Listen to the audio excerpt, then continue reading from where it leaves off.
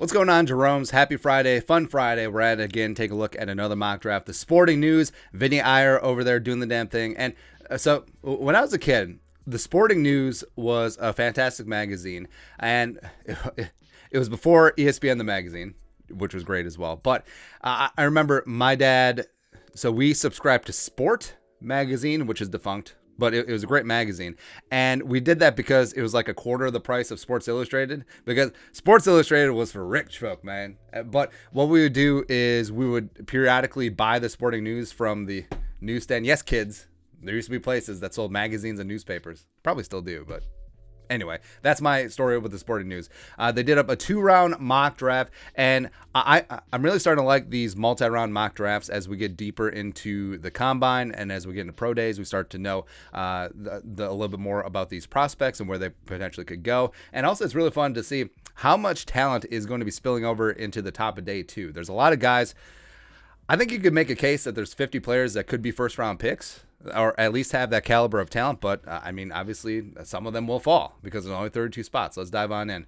So at 1, Hutchinson going to Jacksonville. Ooh, he hasn't gotten on board the Evan Neal train, even though Evan Neal at 337. And did you see the picture of Duke Manyweather put out there of Neal, the way that he's leaned out? Yeah, I think we're good to go. 2, the Lions. So they pass up on a great tackle to pair with Penny Sewell, but they have Kyle Hamilton going to Lions. I get it. Hamilton might be the second best player in this draft. Texans, maybe moving on from Tunsil. Evan Neal makes sense. 4, Thibodeau, where I could see them going Ike Ekwonu in this spot with their first of 2 first-round picks. But Thibodeau, depending on how he does at the combine, I'm still worried about the Tin Man. I'm still worried about the bend, but Rob Salah gets himself an edge rusher. Giants need to rebuild that offensive line. Ike Ekwonu, opposite of Andrew Thomas, sounds good.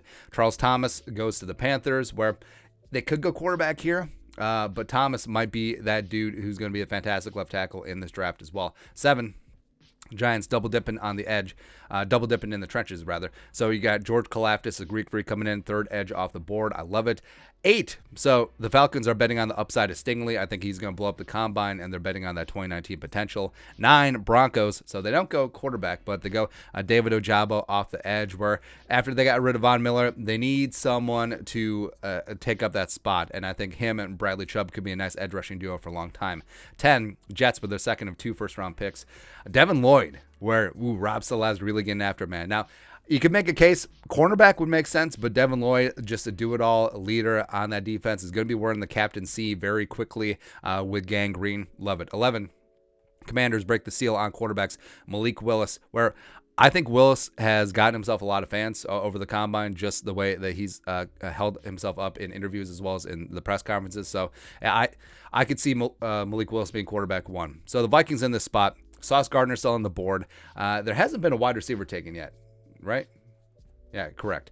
Offensive line has sort of been picked over. Well, tackles, but Vikings aren't really in the tackle market. Pickett is still there. Corral is still there. But the Vikings go in Linderbaum, where I understand a small, undersized center going in the first round. Vikings fans having flashbacks to Garrett Bradbury, but Linderbaum is that dude. He's the best center prospect in a decade, and I get that it's not sexy, but it absolutely hammers and obliterates a position of need, as well as he could be the best player available, which is always nice to hit that trifecta or parlay.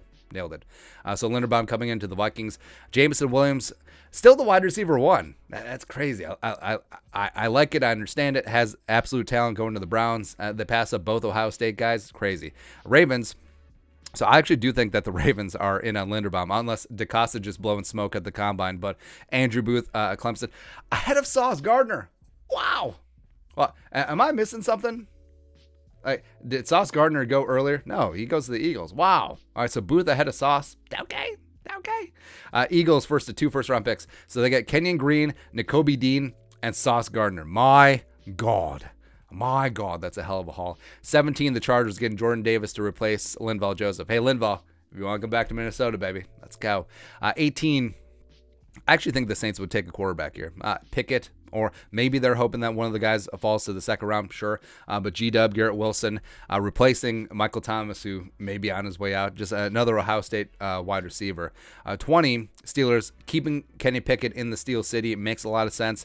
They made a mistake in 1983 not keeping Dan Marino in Pittsburgh, but Kenny Pickett is obviously not Dan Marino, but he's a talented player. I think that he could answer a lot of questions about the hand size, hand grip, hand strength, tactile strength, whatever. 21, Olave to the Patriots. Mac Jones needs himself some weapons, yes. Treylon Burks to the Raiders. Ooh, I love it.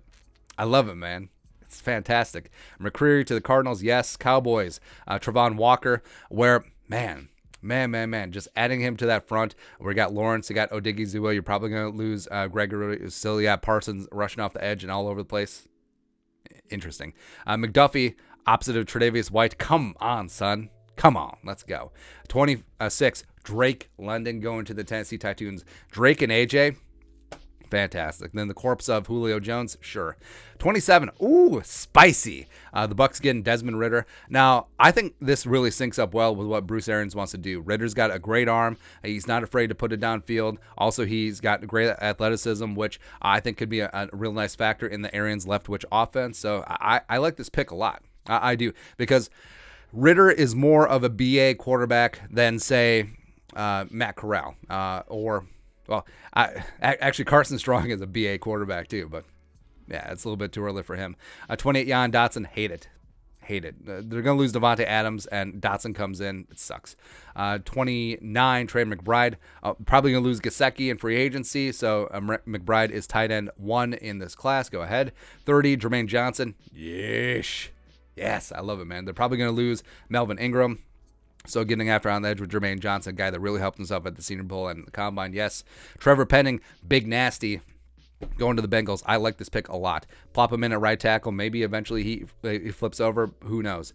Matt Corral at 32 of the Lions. I think this is a good spot for Corral. I think if they cater the offense to him, I think if they modernize it, a lot of RPOs, a lot of movement, a lot of whatever, I think that they could have some success here. Plus, Corral gets to sit for a year. Maybe that ankle isn't 100%, and he can sit behind Jared Goff for one season. Into the second round. Again, talking about all the talent that's going to leak into the second round. Zion Johnson, DeMarvin Leal, Brisker goes to the Jets again. They're just stacking up that defense, man. Daxton Hill going to the Giants. I love it. Logan Hall staying in Houston, baby. The Jets double dipping again. Oh, they're going offensive line from The Ohio State University. Carol Lamb goes to the Bears with Jalen Johnson. That sucks. Sam Howell, slinging Sam Howell, second round to the Broncos. I think that's great value. 41, the Seahawks getting some more edge help. John Mechie. Oh, John Mechie going to Washington. Meeting up with Malik and also Scary Terry, Curtis Samuel. Let's go. Winfrey goes there. Majai Sanders stays in Ohio. That's a little bit high for Sanders, but I love it. I like everything about this draft, man. Raymond goes to the Ravens. Drake Jackson goes to the Vikings here. So Drake is super interesting, where even though he went to USC, he really does remind you to a degree of Anthony Barr coming out of UCLA, where the Vikings are at the check the box on offensive line. Now they need some help getting after the quarterback. And Drake Jackson, a little bit raw as a pass rusher, and also he's not the guy that's going to stand up stout against the run. Like, he's definitely not a Daniil. He's definitely not an Everson Griffin.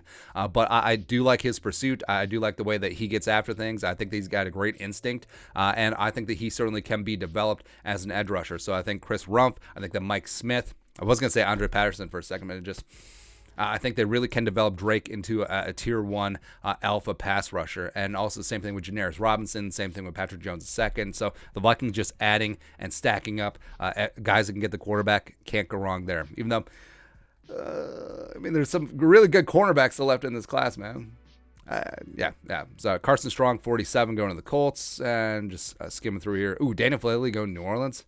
Dolphins getting Kenneth Walker. Hey, maybe we interest you in our finest Dolphins. Cost you a first-round pick. Mitchell going there. Christian Harris going to the Patriots. Oh, and the Patriots drafting an Alabama dude. No way. You don't say. See, Spiller, first running back off the board. Kendrick falls to the Cowboys. How does Devontae Wyatt fall this far?